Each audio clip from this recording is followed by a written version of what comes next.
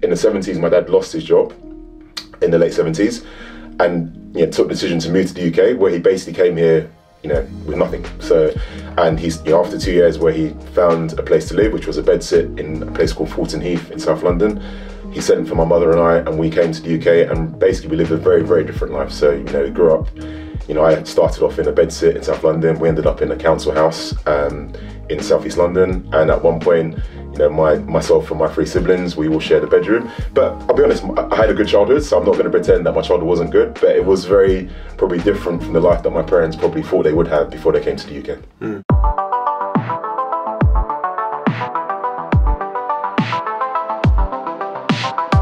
Hello everyone, and welcome to this week's episode of Against Our Odds. My name is Daniel Coker, your accidental podcaster. And in our studio today, we have my good friend, Mr. Henry Odogwu. Henry is a senior executive at a firm in the city. He's a managing director, actually.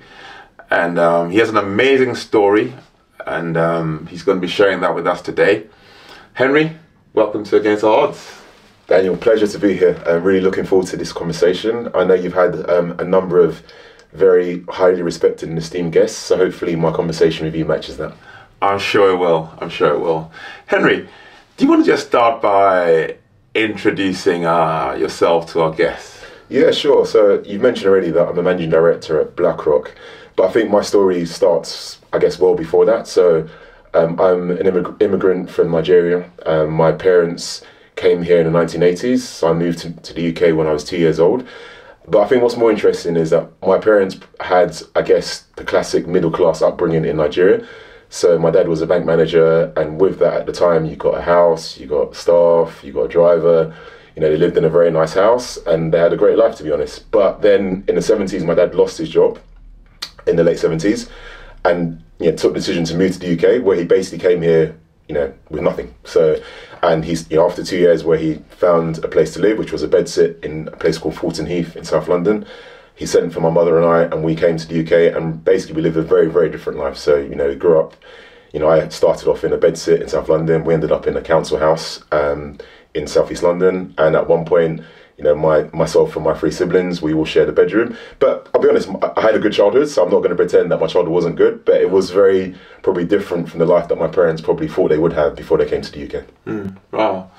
Anyway, so what was it like growing up in a typical Nigerian home?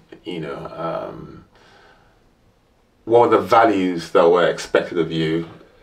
Obviously in a new community, in a new environment and all that.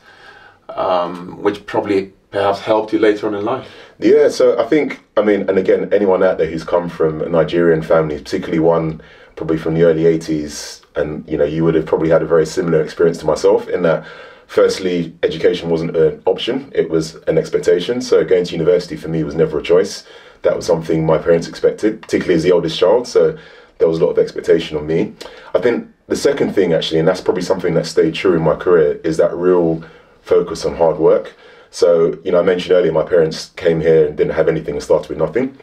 Both my mum and my dad went to university, so they were, in their late or early 30s. They both went to university again in the UK. They both had to do that alongside raising a young family, alongside trying to survive. And frankly, it was very difficult, but they never complained. They never took any benefits that were available to them from the state. They always had the view that they were almost guests in this country, so they weren't going to take anything. They were only going to try and work hard. My dad, after he graduated, he tried to get a job in the same industry he was before, i.e. finance, and couldn't. So he ended up working in security, which he did until he retired. But he never ever complained, and he always focused on providing for his family. He got up, sometimes he worked in shifts, so he'd work at 6 o'clock in the morning. He got up every day without fail, never missed a day of work, was never sick. My dad's a stickler for time, which is, influenced me as well. So he was never late, but missed a number of family celebrations as well. Missed Christmas, missed birthdays, because he always made sure that work is priority. So I think for me, that kind of instilled in me the real value of hard work and real focus and determination to achieve what you want to achieve. I think the other thing that I remember very early on, my dad telling me that, as a black boy from South London in this country, you're going to have to work very, very hard to be successful. So again, that's something that always stuck with me. Wow. And I also happen to know that obviously as the first child, because we had a conversation before we came on camera, and they gave you the opportunity of the best education that that they felt you could have, and somewhere along the line, when their circumstances changed, you had to drop out of that. Yeah. That really. I mean, can you just share that? We discussed it off camera. I mean, so again, as I said, my background isn't the typical middle class background, but my parents did aspire to some of those things, i.e. private education. So I went to a state primary school, but at secondary school, my parents really wanted to send me to a private school. So I did all the entrance exams for, all the, I guess, the well-known schools in South London, like Dulwich College, Lanes, and a few others. And I got into all of them, but the financial circumstances meant that they couldn't afford the fees for most of these colleges. But at one of the schools, which was Emmanuel, a school in South London, in Battersea, I got an assisted place, which meant I went in on at the time, the government had a program which supported bright students to give them private education. So I went in on an assisted place, which lasted for 3 years. Then I think the funding changed, or my circumstances changed. My parents could no longer afford it. So I was pulled out of that school and changed to a local, I guess, comprehensive school, which was Haberdasher Aske's. Now, what was interesting at the time is that my parents never actually told me that was the reason why they changed the school. And which is, again, I guess, a symptom of the style of parenting at that time. But they basically made it was because I wasn't doing well enough to stay in the school. So they changed to that, and my performance wasn't up to grade. So that's why they changed school. So it's quite interesting now reflecting on that now, and that was the message that I was given at the time. Right. Were you somebody who was driven, to succeed? I mean, what was it like? What did you have this inner drive, to do well, or were you sort of naturally bright, so you kind of got through things? It's a really interesting question, because I don't think the drive for me came later on, and there's reasons behind that which I'm happy to talk about. I think at school, so in the private school, what was interesting is that I was never seen as academic, and I think those who are familiar with the private system at that time, you were setted very early on. So I was in the middle set, and I think the interesting thing about that school I went to is that they very much focused on those in the top set who they felt were going to achieve big things, and then those in the bottom sets who needed additional help. Someone like me who was a middle setter, there wasn't really any focus on education. And I clearly remember a parents' evening where one of my teachers told my parents I was clearly an art student. I wasn't necessarily academically focused in STEM subjects. But it's when I changed schools, ironically, when I went to the state school where I was now in the top set for a lot of these subjects, where actually I realised I had a talent for maths. And that kind of came through then in my results. And I went on and did relatively well in my GCSEs, and then went on to study A-levels in maths, chemistry and physics. But I'll be honest, I never felt of myself as a super bright child, and I didn't know what I wanted to do. But I knew what I was good at. I was good at understanding problems, and I was good at fixing things. And that actually led me to do a degree in mechanical engineering. But in terms of drive, I think that really changed. That I had my first child really young. So I was 21 when my daughter was born, who's now she'll be 25 this summer, so that gives you gives away my age there. Yeah. But actually, that was the first thing that really gave me drive, because suddenly I had a mouth to provide for, and I had to earn and be successful. So that was the thing that gave me that first real drive to be successful. Before that, I was someone who I was bright, clearly, but I meandered along. I wasn't really someone who was super focused, but that very much came to me later on. Mm. And after your mechanical engineering degree, what led you to a career in financial services? How did you? Yeah, and again, I can be very transparent here. So, I graduated. Again, I studied engineering. I was as I mentioned earlier, I was very into understanding how things work and problem solving. So that led to my engineering degree. And then in engineering, I discovered a love for design. So I wanted to be a design engineer. And I actually graduated and got offered the job that I thought was my dream job, which was design and robotics for a small Japanese company. And which was great until I got the salary through. And I realized very quickly in the UK, engineering doesn't pay very well. And as I mentioned at this time, I had a 1-year-old child who I had to provide for. And, I was wondering, okay, what do I do? Because this clearly isn't going to work out for me. And at the time, my daughter's mother, her sister worked as a lawyer at Barclays Capital, the investment bank. And she actually said to me, why don't you consider going into finance? And because I didn't have anyone around me growing up who had this career, I didn't do the typical route of the spring week internship. I didn't do any of those things. So I had no one really around me to advise me. So I falsely assumed that you would have had to study economics or studied a subject which is finance related to get into this industry. But she actually said, they like engineers because of the way you think, and problem solving, so you should give it a go. So she set me up with someone internally at Barclays Capital, just to have a conversation, not necessarily to get a role, but just to explain how it looked and the types of people they wanted. So I applied through the graduate stream like everyone else, went through the entrance exams. I remember being at the exam and they told me that they had 13,000 applicants for 175 jobs. Oh wow! So I didn't have. I'm not going to say I had very high expectations, but I was one of the fortunate ones, and I got through and I got offered a place. But that was, and again, we can talk about that a bit more. I think that was when then difference really came into mind, because when I did start at the grad scheme, I realised I was the only black graduate globally in the whole scheme. So this includes the US, Asia, London, and growing up in South London, where you're around, I grew up in an African home, I was surrounded by, people who looked like me. Suddenly in the workplace, it was very, very different. So that was, I guess, my first realisation of how different it could be. So how did you adapt in that environment, and how did you, shine through? It's a good question. I think the first thing, and I realised this early on even before I went into the industry, is that, and this is something I would say it's a mistake that, maybe my mum particularly made, so my mum's a teacher, a retired teacher now, but she never, she would always be someone who went to work, came home, didn't socialise with her peers, she was very much focused on, right, I have my job and I have my family. I realised very early on that to progress, you need to kind of be liked, you need to be in the social circles. Before I started working, I didn't drink pints, but I learned very quickly that the outside of work was almost as important as in work. So, I'd go out, socialise with my colleagues. I learned to drink pints and potentially, I actually like them now, but I basically assimilated myself into that culture. And I think obviously now we talk a lot about bringing your whole self to work. That's something I didn't do. I didn't talk about my background, rarely talked about my home life. I very much tried to assimilate into that culture because that was what I deemed I needed to do to be successful. Right, okay. So you obviously started your career in banking, and then you moved into other industries. You kind of moved into sales. Yep. At what point did you realize that you had a knack for sales? Because obviously problem solving was an attribute which you've spoken about, yep. And which kind of led you to a degree in mechanical engineering and all that, and critical thinking, which are all very important soft skills, to succeed in any career. But then the move into sales, which is kind of more of an emotional side of things, how did you identify that was something that you perhaps might be good at doing, and how did you then go about mastering your craft in that space? Yeah, no, I'm happy to talk about it. What's really interesting is that when I started my career, I went into a back office role, and the reason I did that is because when I chose the path when I was applying for graduate schemes, the back office route seemed to be the one that's most aligned to engineering.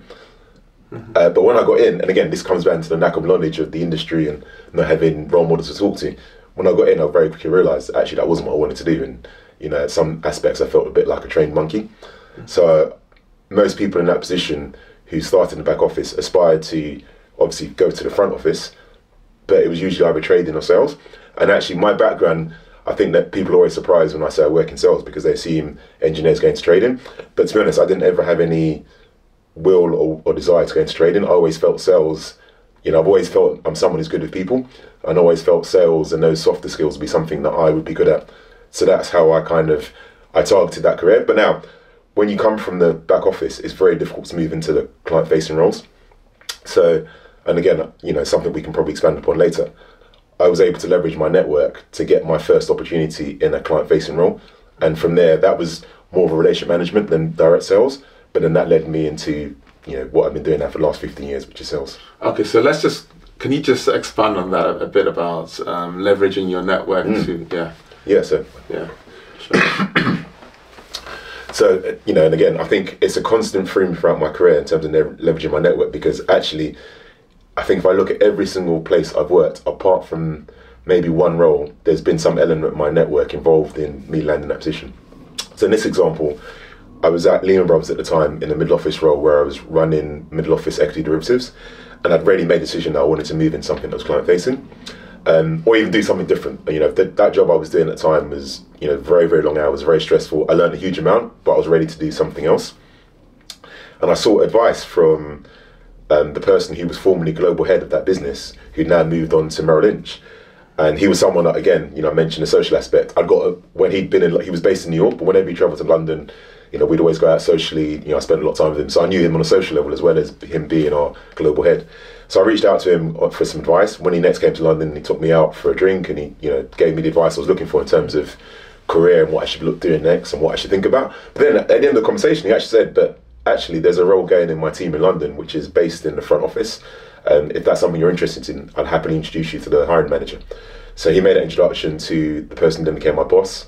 Obviously, I still went through the interviews, even though so the door was opened, but I still went through the same interview process everyone else did. But I landed a role then as a relationship manager within the fixed income prime brokerage desk at Merrill Lynch, and that was my first front office role, you know, client facing. Okay. What skills would you say kind of helped you to flourish in that client facing role? Because obviously the middle office, and for those of people who are watching who might not be familiar with how financial institutions work, you know, the middle office and the back office are very, very different environment culturally and all that to a front office where you're client facing, and you talk to clients, you know, closing deals, you know, revenue generating. It's a completely different environment, a completely different ecosystem, if I can describe it like that. Very much so. You know, requires a completely different skill set. You know, what skill sets would you say you had developed that kind of helped you to flourish in that space? So it's interesting. I think looking back now, I would say I was lucky that my first role wasn't directly revenue generated. And what I say is, we were in the front office. We were a revenue generating team, but we had a team target rather than individuals, which, you know, I'll go on to later. Yeah. So I was able to, you know, I guess without having the pressure of having to deliver a target myself personally, I was able to work with really smart people and observe. I think one of the things I've always done in my career, and it's something I reflect on now, but I always look at the people who do really well and see what they do and think of what can I leverage from them. Obviously doing it my own way, but I was able to go to client pitches, go to meetings, and I really took note of what the successful people did. And I think naturally I've always been good with people, so I was able to align that being good with people with, okay, these are the skills you need to know. But actually what really accelerated me was my very first sales role, which came, I was made redundant actually during the financial crisis at Merrill Lynch, which actually looking back was a blessing. And, you know, I ended up doing a contract role at RBS, which I absolutely hated, and that was back in the middle office. But 6 months later, I was headhunted, or I was approached by a recruitment firm for 2 sales roles, one at Bloomberg and one at a company called Riskmetrics, which was a spin out from JP Morgan. And I ended up, you know, after a very lengthy interview process, I ended up joining Riskmetrics. But that was my first sales role with a target on my head. You know, I had to, you know, and again, it's very old school sales in that when I joined, here's your desk, here's your phone, here's your Amex, here's a list of contacts. You need to go out and you know, generate revenue. And to be honest, at first, I didn't, you know, I was helped by my boss, but I didn't really know what I was doing, you know, because in my previous role, although it was client facing, these were mostly existing clients to the bank. So I was involved in pitches to new clients, but it wasn't something I was directly responsible for. In this role, it was now on me. I had a number on my head, I had a number I had to generate. So I was quite systematic, and again, it goes back to probably my engineering in terms of, right, okay, this is the end goal.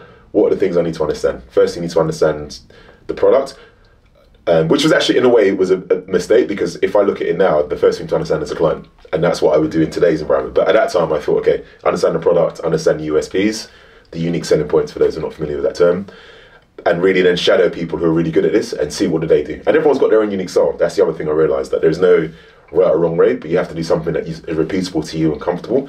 So I developed a thing of, okay, I'm quite technical, so let me understand things really well, but let me then really go to clients, understand problems. What are the problems, you know, that you have? How can I align your problems to my solution? And also, I think one of the things that's really underplayed from a sales point of view is be really, really organized. And that kind of, again, aligns to my background around, okay, if you meet someone, you get an opportunity, how do you follow up? You know, how do you make sure you're top of mind? How do you keep in touch with them just enough that you're not annoying them, but to the point that they know the next time that they have something, you're the person they call. And I have so many instances in my career where some of the biggest deals I've closed are with people who, when I first spoke to them, weren't really interested. But it's that element of being persistent, but not to the point that you're annoying someone. Okay. It's just enough that you're top of mind. So that's, and again, I'm not saying I was an expert on that on day one, but that's something I've developed over time. It's just a lion organization, the ability to be out and talk to people.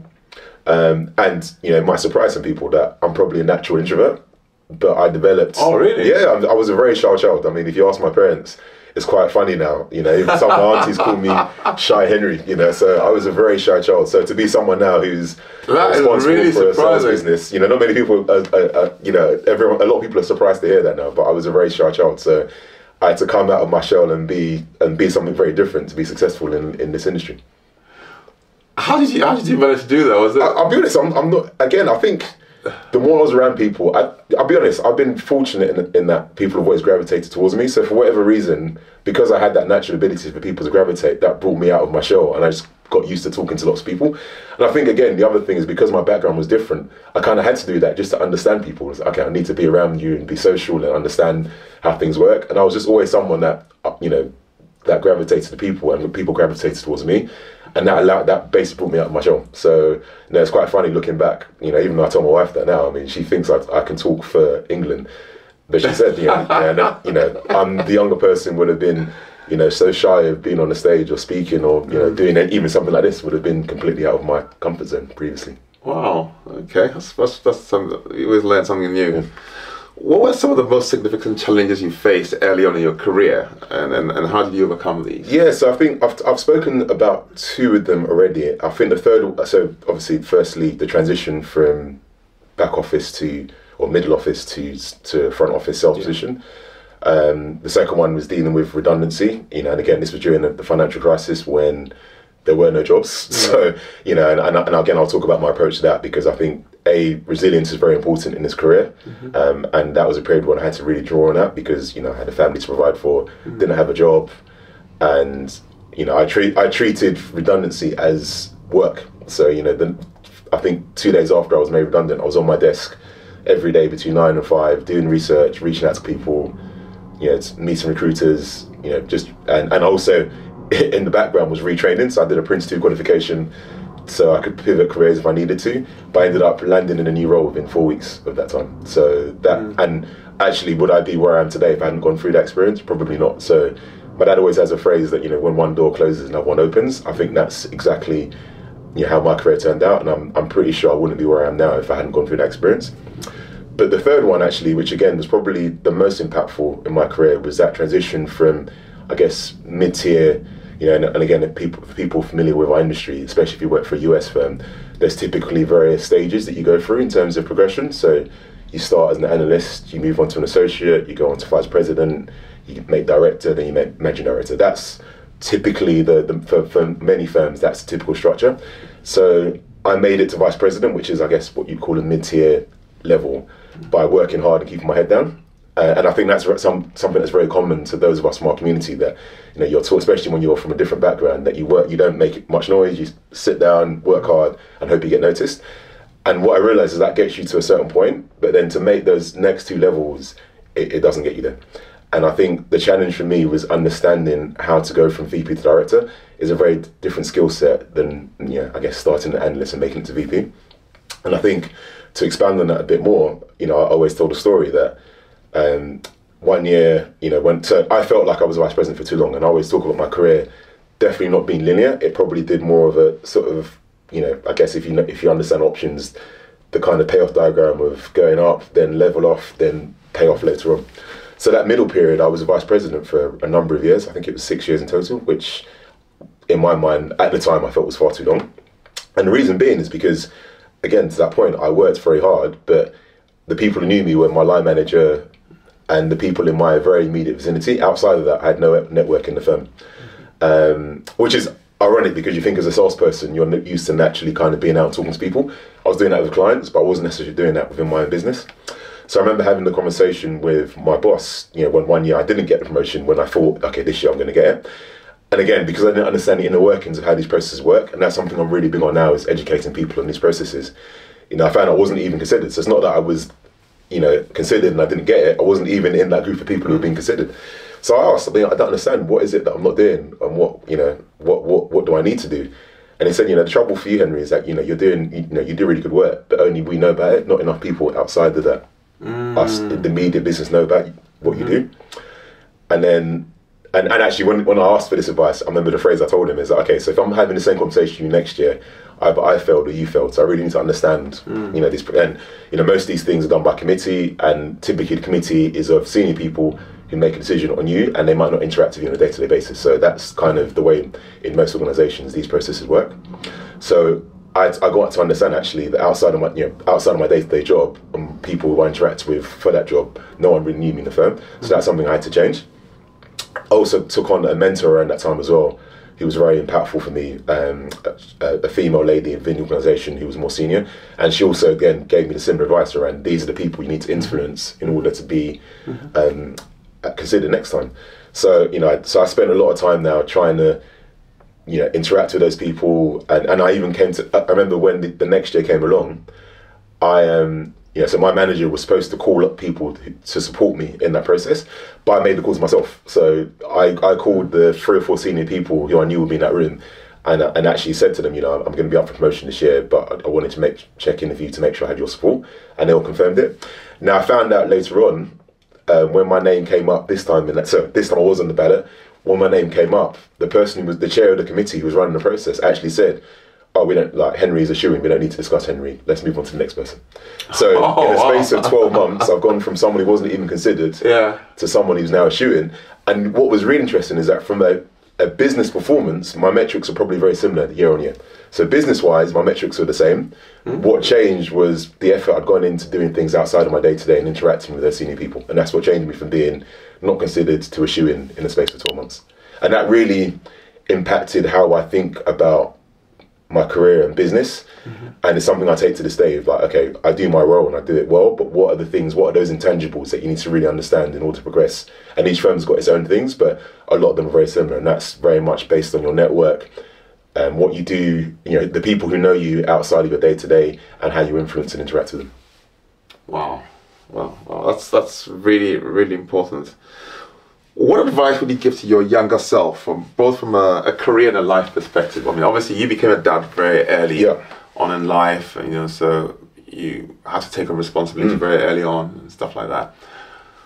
What advice would you give to your younger self? Yeah, so I think, firstly, although I'll be honest, at the time when I it wasn't planned for me to become a dad at 21, so I was very worried, and I thought, and also, I was kind of felt like I was losing my life, I was giving up for my life. But actually, again, as I mentioned, as someone who wasn't driven before, there's no way I'd be where I am without having my daughter when I did. So I think for me, actually, it's really been a blessing, and I really do mean that. Having a child that young, again, it's not something, I'm not saying I recommend that for other people, but for me personally, that gave me the drive to succeed. So I think if I was able to tell the person who was really worrying and fretting and thinking his life was over, age 20 when he knew he was expecting a baby, I would say, don't worry, everything's going to be okay. You're going to look back on this and realize this was going to be a really pivotal moment in your life.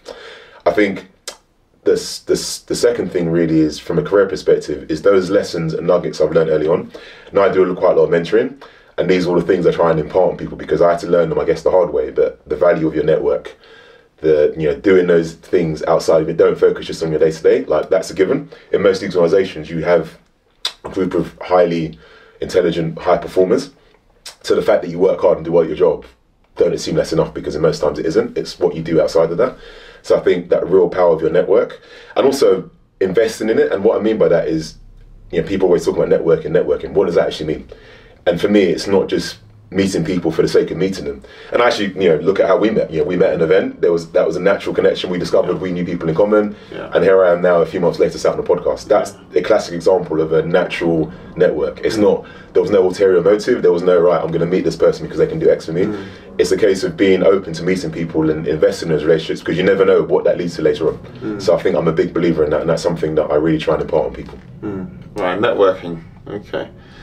So, you've spoken a lot of things earlier on, and the fact that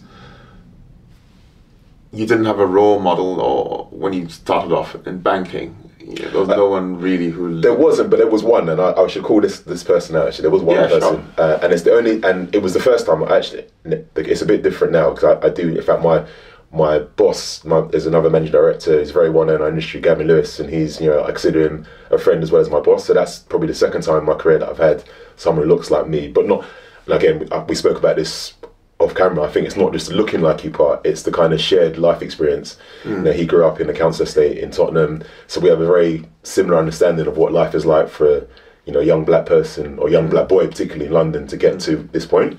But the first person I had was a guy called Stephen Morgan. He was the first senior black professional I came across, and he was my department head when I was at Lehman Brothers, and he became very much a role model. And even though he didn't mentor me as an official relationship, there was lots of things he did. Firstly, actually seeing someone like him who, you know, he was from Brixton, he didn't go to university, he left school at 18 and went straight into the industry, but seeing someone like him be successful, but also things that he did, you know, so I'll give you an example. They were looking for volunteers for a project, and an email was sent around, and I was on this email, and he emailed me directly and said, "You're the most junior person on this group, you need to put your hand up and volunteer." And I think it's things like that which I wouldn't have been, like, no one, well, he told me, but most people wouldn't tell you these things. You know, that those are the things, those are the nuggets in terms of how do you also increase your network and increase your presence and have people know you in the industry. So Steve is someone I definitely would call out as being very, very impactful in my career. But also, I think since then, you know, I've had other mentors who don't look like me, and they've also been very impactful. And I think I always say that to people, you know, it doesn't always have to be someone who's like you. It's actually quite valuable to have a mentor who has a very different experience than you, because they can give you a different perspective and make you think of things in a different way. Henry, what inspires you? What gets you out of bed in the morning? So, you know, I look at, I think now I'm very fortunate to, you know, be in the position I'm in. Now, firstly, I always say, I actually don't think I've done anything special. That's my personal view, and I think there's a lot more for me to achieve. But what I do recognise is there's not many people like me in my position. So, and I know the privilege I have and what it means to other people in terms of being a role model. So I think what inspires me now really is how can I give back and help people coming up who maybe didn't have, you know, who need that inspiration or need help. You know, so I mentioned I do a lot of mentoring. So seeing, you know, an example actually is one of my best friends now, someone I used to mentor back in 2006. And it's funny, he still calls me his mentor, and I always correct him and say, no, I'm a friend. You know, everything you've achieved now is off your own back. But he still considers that, you know, the mentorship that I gave him to be very impactful in his career. So that's one thing, and I do that on a one-to-one. But also recognise, you know, I'm very time poor, so I can't help as many people that way as I'd like to. So what I try and do now is do what are the things I can do which are one to many. This is a good example of where you do something once, but it has an impact and influence on many people.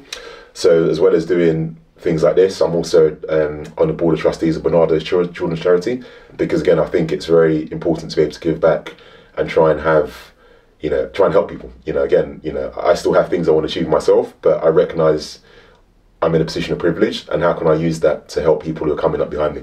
And I always say to people, you know, if I finish my career and look back and there's not more people like me in my seat, that means I failed. So that's really what inspires me now, is how can I, you know, as well as obviously I still have things I want to achieve myself, but how can I help those next people coming up behind me? Right. How do you manage, obviously, as a managing director in a city firm, you have to deal with a lot of pressure, you know, and conflicting demands. Yeah.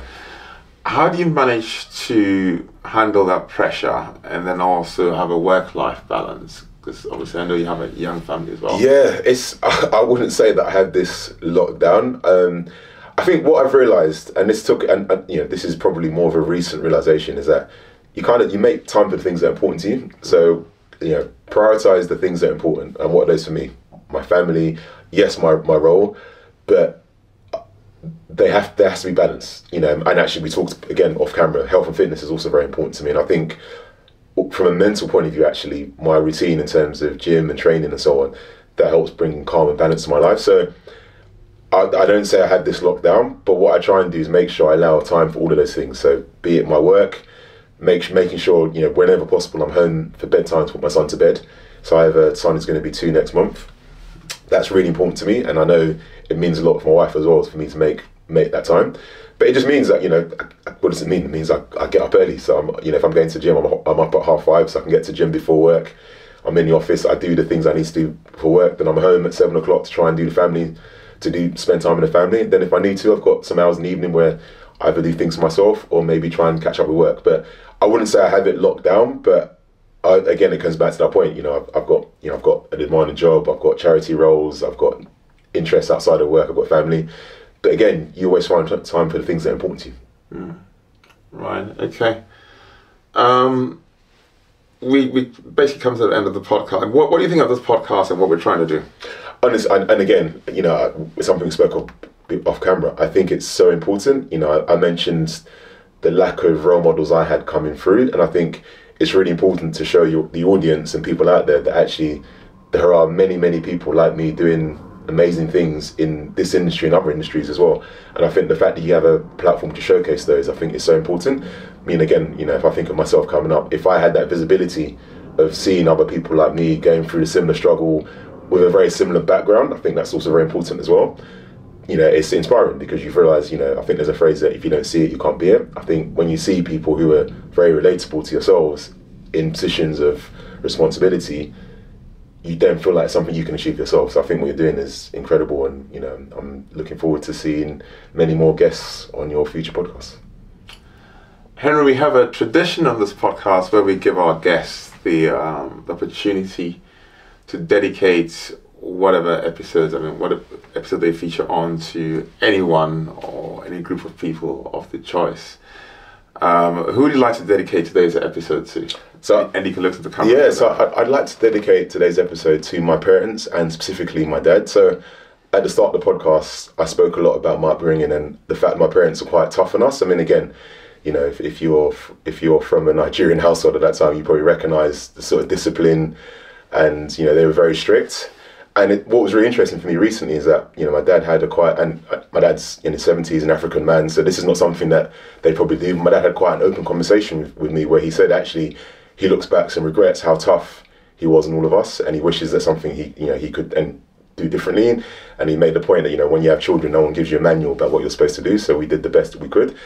And it's funny, I reflected on it for a couple of days and I actually went back to him and said, actually, no, you shouldn't have. You did your best, and actually looking at what you've achieved. You came to this country with nothing, but yet I look at myself. I've been fortunate to do well. My sister is a pharmacist and has her own. She just launched her own aesthetics business. My next brother is an entrepreneur. He has a software business. My youngest brother is a barrister who's won a number of awards for his practice. So I think all of us came from the same council house. At one point, we all shared a bedroom. So, I think they've not done too badly. So definitely would like to dedicate this to my parents. Fantastic. Henry, thank you very much for your time. Thank you, Daniel. It's been a pleasure. For gracing our podcast with your presence. If you've enjoyed this episode, I'd like you to leave some comments, share, and subscribe. And I'd also like to say a very big thank you to Ash Bopel from Alexander Ash Consulting, who's actually a mutual acquaintance. And also Emmanuel Achampong, who's another mutual acquaintance. Thank you for your support for this platform and for sponsoring this episode. So thank you very much, and see you next week. Thank you. Thank you, Henry.